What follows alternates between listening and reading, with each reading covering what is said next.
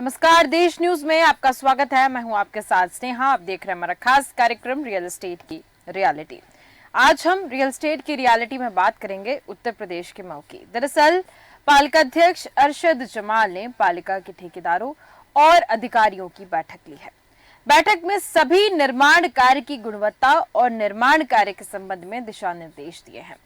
पालिका अध्यक्ष अरशद जमाल ने नगर क्षेत्र में होने वाले निर्माण कार्य की जानकारी प्राप्त कर वर्तमान स्थिति पर जायजा लिया है। उन्होंने निर्माण कार्यों के दौरान आने वाली दिक्कतों और कार्य को पूर्ण करने में लगने वाले समय के प्रति कहा है कि आप अपने कार्य को निर्धारित समय सीमा के अंदर पूर्ण करें और कहा कि पालिका के ठेकेदारों और पालिका अधिकारियों के बीच आपसी तालमेल और मधुर संबंध होने चाहिए ताकि जो कार्य हो वो गुणवत्तापूर्ण हो।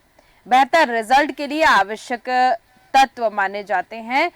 अधिकारियों की और ठेकेदारों की ये जो बैठक हुई उसमें उनको दिशा निर्देश दिए गए कि जो भी मटेरियल्स का इस्तेमाल किया जाता है वो सही मटेरियल होने चाहिए।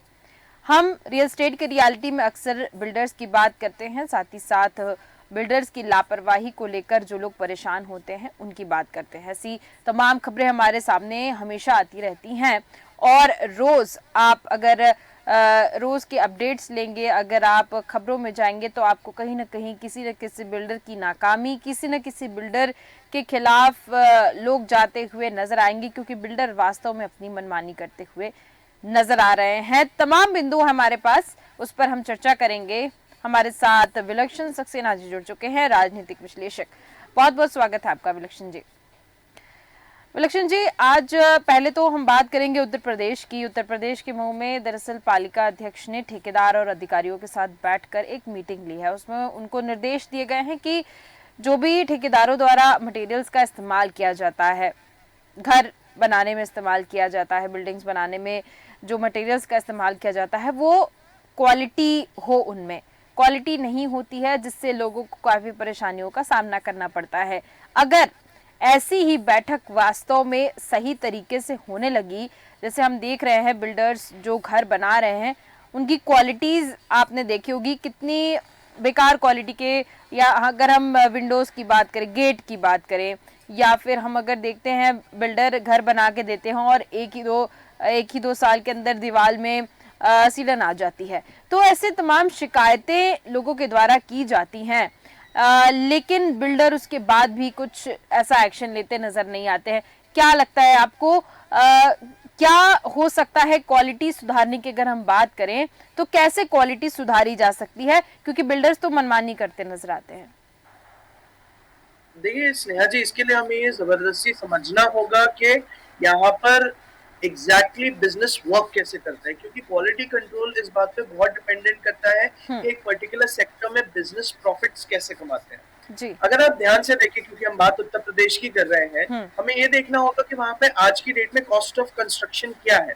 अगर हम बेसिक ग्रेड के पेंट, लाइटिंग, फिटिंग से लेके यूजेज ऑफ मटेरियल यानी स्टील बीम से लेके सीमेंट को यूज करें तो लखनऊ जैसे शहर में आज की डेट में आप ये मान लीजिए कि cost of construction for an area of 5000 square feet, अगर हम एक first floor individual single floor बनाते हैं तो it goes about 60 to 70 lakh rupees. बिल्कुल, ये तब है जब हम बेसिक क्वालिटी मटेरियल यूज करते हैं। अगर ऑन दी अदर हैंड हम ये चीज देखें कि यहाँ पर इन बेसिक ग्रेड क्वालिटीज का भी कैसे कंट्रोल किया जा सकता है, तो सबसे पहले तो ये है कि एक निर्धारित गाइडलाइन आए जो आपको ये आइडेंटिफाई करा पाए और नियमित रूप से during the process of quality control check अगर किया जाए सरकार द्वारा, जो कि एक बहुत ही स्टैंडर्ड प्रोसीजर है और बाय कानून भी इसको एस्टैब्लिश किया गया है कि ड्यूरिंग कंस्ट्रक्शन जो इंस्पेक्शंस के लिए टीम्स जाती है, फ्लाइंग स्क्वाड्स जाते हैं, ये क्वालिटी कंट्रोल को पूरी तरह से चेक करें। हालांकि ऑन दी अदर हैंड ये पुराना ऑब्सोलीट तरीका हो चुका है। हम ये देख चुके हैं कि इनके लिए कोई खास प्रोसेस बेनिफिट नहीं होता, क्योंकि अगर ये विजुअल रिपोर्टिंग्स भी करते हैं यानी फोटोग्राफिंग ले, सैंपलिंग करें at that point of time, तो इसे बहुत इजीली मैनिपुलेट किया जा सकता है। बिल्कुल। तो यहाँ पर एक सबसे अच्छा तरीका क्वालिटी कंट्रोल का हमें नाइजीरिया जैसी कंट्रीज से मिल जाएगा। अफ्रीकन कंट्रीज में रिसेंटली एक बहुत अच्छा ट्रेंड शुरू किया गया है जहाँ पे अगर कोई एक बिल्डर होता है तो उसके लिए क्वालिटी कंट्रोल के लिए एक एसोसिएशन होम ओनर्स की अपनी टीम में मेंबर्स बनाती है। इन द सेंस कि जो लोगों ने इस प्रोजेक्ट में इनिशियली इन्वेस्ट किया है जी उनके पैसे की 50% यूटिलाइजेशन के बाद उन लोगों को क्वालिटी कंट्रोल और सुपरवाइजरी की टीम में रखा जाता है और बिल्कुल उन्हीं के फाइनल अप्रूवल्स के बाद किसी भी प्रोजेक्ट को 50% के बाद आगे तक बढ़ने की परमिशन दी जाती है। जी यानी एक बिल्डर के ऊपर सरकार के अतिरिक्त एक दूसरी प्राइवेट अथॉरिटी, वो अथॉरिटी जिन्होंने अपना पैसा इस रियल एस्टेट में लगाया है in the sense of purchasing the thing, जी उन लोगों को अलाउ किया जाएगा कि वो उसको सुपरवाइज करें। आज की डेट बिल्कुल में आप और मैं अगर किसी रेसिडेंशियल प्रॉपर्टी को खरीदते हैं किसी एनक्लोज्ड कॉलोनी में, तो जी हमारे साथ सबसे बड़ा रेगुलेटरी सिर्फ यही है कि हमें बोल दिया गया है कि प्रोजेक्ट कंप्लीट होने के 20% पे ही आप इतने पैसे दें, प्रोजेक्ट कंप्लीट होने के 40% पर आप इतने दें, उसके बाद 80% पे इतने दें और फाइनल पोजेशन के टाइम पे ही आप रिमेनिंग अमाउंट को करें। ये भी बिल्कुल तब इसलिए किया गया है ताकि ऐसा नहीं हो होम ओनर्स के साथ कि वो खरीदे कोई पर्टिकुलर प्रॉपर्टी बिल्डर्स से और उसके बाद बिल्डर्स उन्हें 10-10 20-20 साल तक पोजेशन ना दे। बिल्कुल लेकिन यहाँ पर एक रेगुलेशन ये है कि कोई बिल्डर अपनी प्रॉपर्टी का 50% कंस्ट्रक्शन से आगे तभी बढ़ सकता है जब होम ओनर्स बेसिक स्ट्रक्चर और ढांचे में यूज करने वाले मटेरियल्स को अप्रूव करें और बिल्कुल उसके बाद कंस्ट्रक्शन क्वालिटी को अलाउ करें।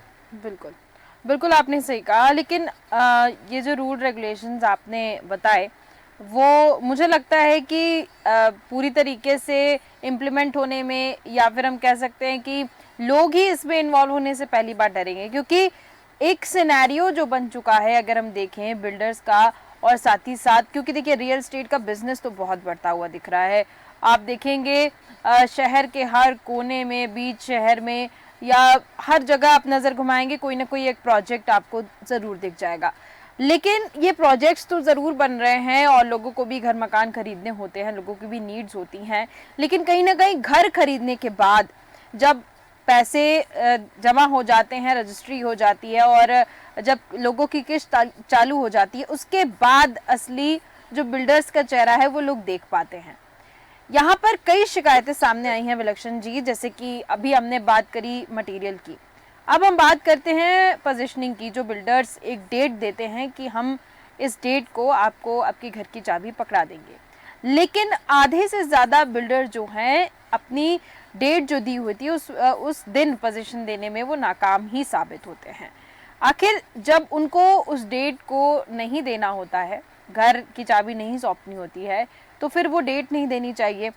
और मुख्य बात यहाँ पर यह है कि लोगों के द्वारा वहाँ पर साइन भी करवा लिया जाता है, किसी न किसी जरिए बिल्डर्स जो है वो साइन करवा लेते हैं और उसके बाद भी उनको किसी चीज़ का डर नहीं रहता है।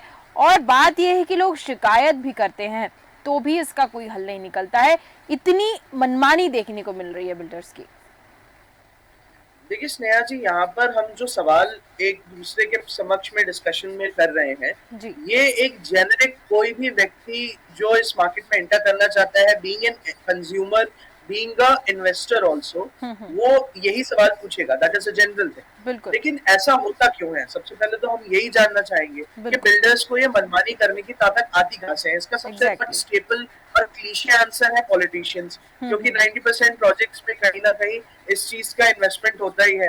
उदाहरण स्वरूप मैं आपको बताऊं तो मध्य प्रदेश भोपाल में कई और पूरे एमपी भर में कई अवैध कॉलोनीज को वैध कर दिया गया।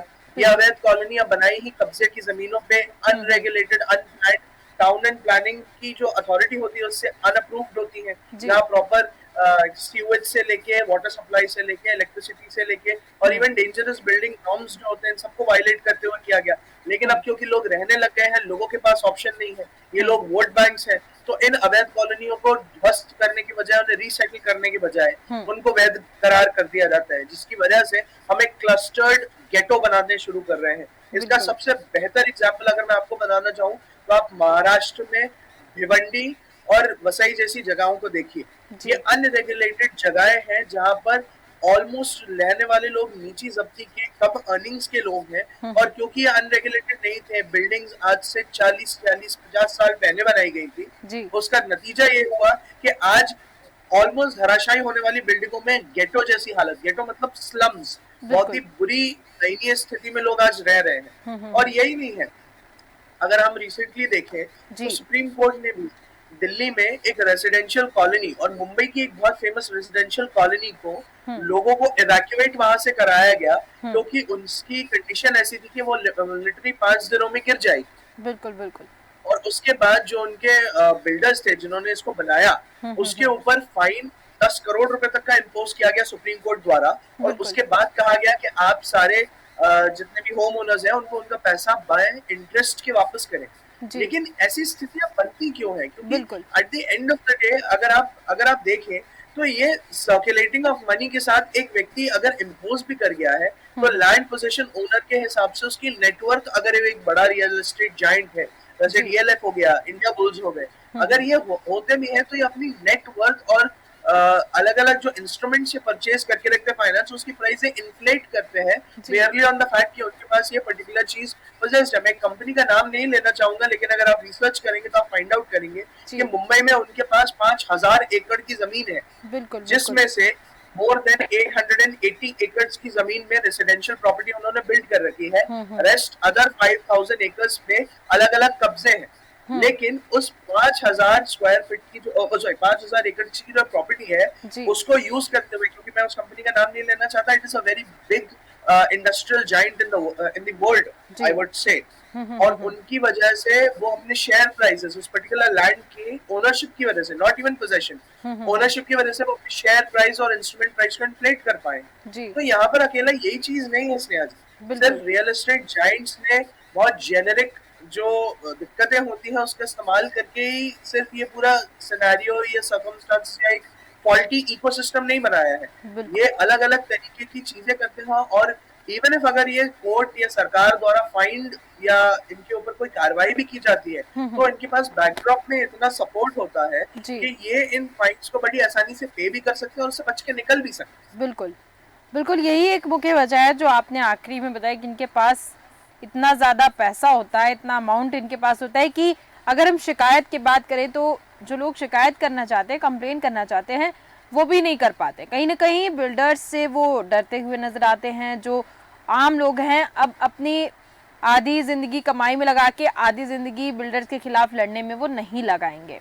तो कहीं ना कहीं कॉम्प्रोमाइज़ ज़रूर हो जाता है लोगों का, और ये कॉम्प्रोमाइज़ करने की वजह से ही इनकी जो हिम्मत है बिल्डर्स की वो बढ़ती हुई नज़र आ रही है, क्योंकि उनको ऐसा लग रहा है कि अब जो भी इनको सौंप देंगे ये लोग स्वीकार कर लेंगे। ये बात जो है दिमाग में बैठा चुके हैं बिल्डर्स, और इस वजह से मनमानी के ऐसे लगातार केसेस हमारे सामने आते हैं। एक खबर आई थी विलक्षण जी, कल ही एक खबर आई थी जिसमें बिल्डर ने लोगों से पैसे वसूले, पैसे लेने के बाद पैसे को कहीं और डाइवर्ट कर दिया। उसके बाद उसने ये दिखाया कि पैसे नहीं लिए गए हैं, साथ ही साथ मैं इस कंपनी का ओनर भी नहीं हूँ, और ये मामला ईडी तक पहुँच चुका है। यानी कि अब साफ साफ यहाँ पर ये दिखाया जा रहा है कि लोगों से ठगी की है बिल्डर ने।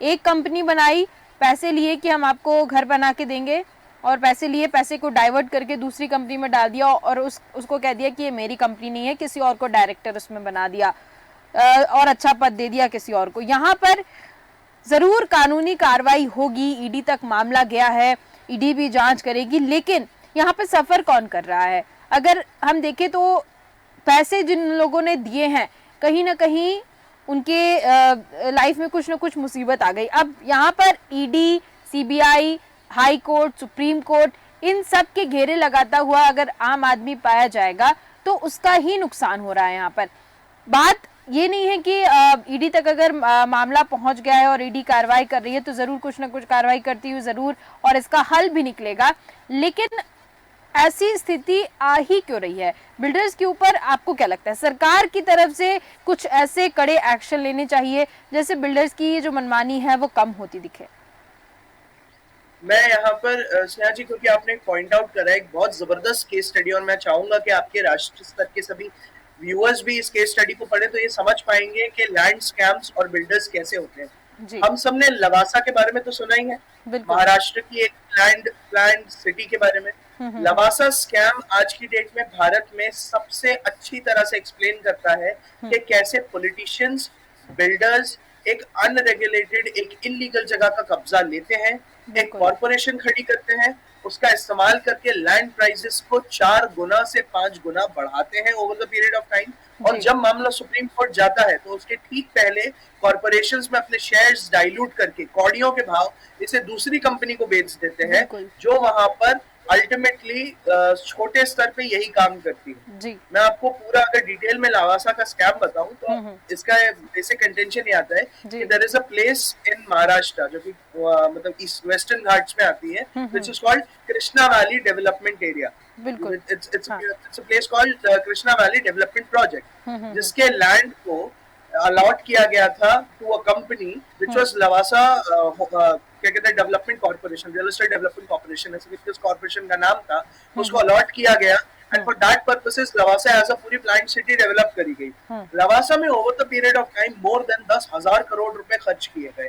उसको एक प्लांट सिटी के रूप में डेवलप किया गया, एक टूरिस्ट हब बनाया गया। आपने देखा होगा कि कई मूवीज की शूटिंग से लेके इंटरनेशनल टूरिस्ट डेस्टिनेशन सब उसको क्रिएट किया गया जी। अल्टीमेटली आपने रिसेंटली सुना भी होगा कि एक्स आईपीएस ऑफिसर है जिनका ना जो मतलब जिन्होंने सुप्रिया सुले और शरद पवार के नेफ्यू अजीत पवार जो अब अपनी एलिजेंस शिफ्ट कर चुके हैं, वाईपी सिंह आईपीएस वो ऑफिसर हैं जिन्होंने ये एक्यूजेशंस लिए थे। क्योंकि हुआ ये कि जब ये मैटर सुप्रीम कोर्ट पहुंचा गया कि कृष्णा वैली जो एक डेवलपमेंट प्रोजेक्ट है जो कि देश की एक सबसे बड़ी नदी कृष्णा वैली जहां से उद्गम उसका होता है, वहां के इस पोर्शन में ये पूरा बनाया गया था और ये पूरा का पूरा एक क्या कहते हैं फॉरेस्ट लैंड और क्या कहते हैं डेवलपमेंट लैंड के ऊपर था और इससे देश की सबसे बड़ी नदियों में से कृष्णा को हानि हो रही थी जी।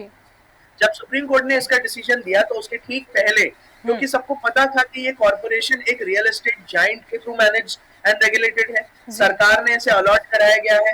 एट दैट टाइम जब अलॉटमेंट किया गया था तो अजीत पवार मिनिस्टर थे माइनिंग और डेवलपमेंट कॉर्पोरेशन के।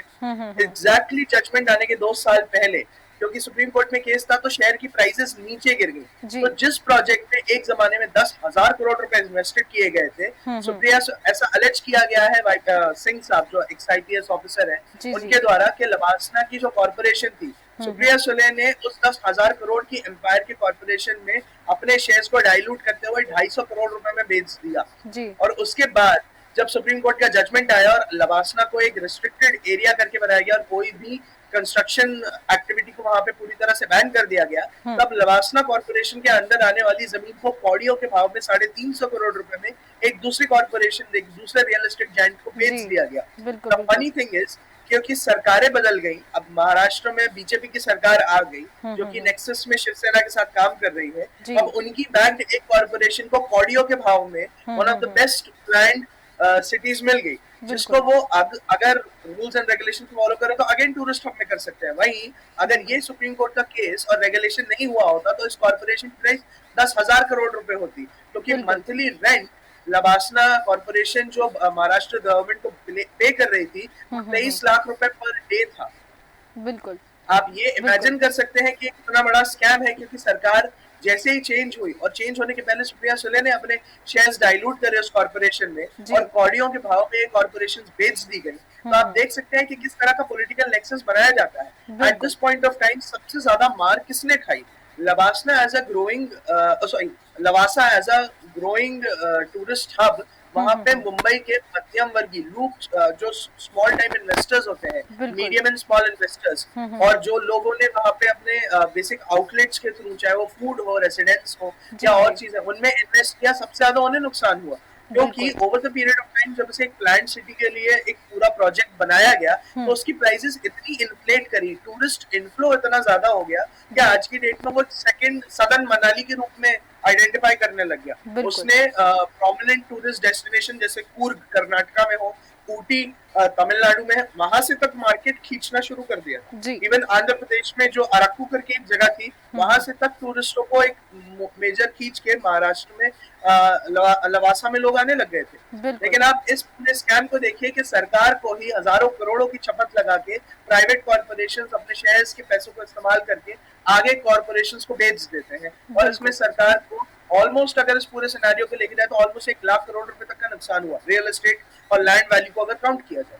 बिल्कुल बिल्कुल, आपने सही कहा, और ये बहुत बड़ा एक एग्जाम्पल है कि कैसे पॉलिटिकली कनेक्शन होता है और पॉलिटिकली कनेक्ट करके कितना बड़ा एक तरीके से मैं इसको बहुत बड़ा वेब ये पूरा कनेक्शन है, पॉलिटिकल कनेक्शन, साथ ही साथ जो रियल एस्टेट का बिजनेस कर रहे हैं, यानी कि पूरा अगर इसमें क्रेडिट देखें, अगर इस पूरे स्कैम में क्रेडिट देखें तो पॉलिटिकल अप्रोच को क्रेडिट यहाँ पर मैं देना चाहूँगी। और पॉलिटिकली इतना ज़्यादा इन्वॉल्वमेंट होता है कि यहाँ पर कुछ ऐसा सल्यूशन भी निकलते नज़र नहीं आता है, वो मसला जो है वहाँ फंसा का फंसा रह जाता है। विलक्षण जी, एक आखिरी सवाल मेरा रहेगा आपसे कि ऐसा क्या सरकार कर सकती है कि ये जो बिल्डर्स हैं, जो इतनी मनमानी होती नजर आ रही है, इतने स्कैम होते नजर आ रहे हैं, तो बिल्डर्स की ये स्कैम कम हो, ऐसी कुछ रूल्स और रेगुलेशंस क्या सरकार की तरफ से जारी हो सकते हैं बिल्डर्स के लिए?